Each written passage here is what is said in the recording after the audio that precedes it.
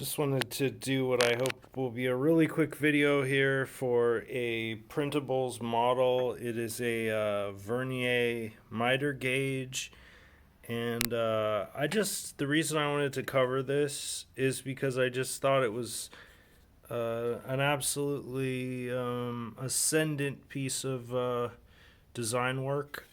This is the original DeWalt default stock miter gauge that comes with the battery operated table saw. I just got done calibrating this new one.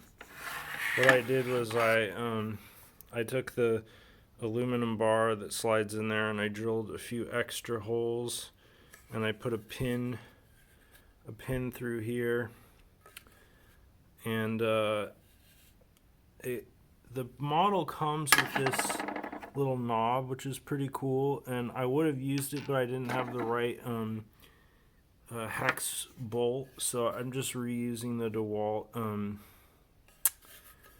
cincher thing there. But yeah, this is just a phenomenal model, and I will link to it in the video description. Look at the level of fine-tuning. You could put some set screws in there, which I may do. Yeah, anyway, just much better than the default stock miter gauge.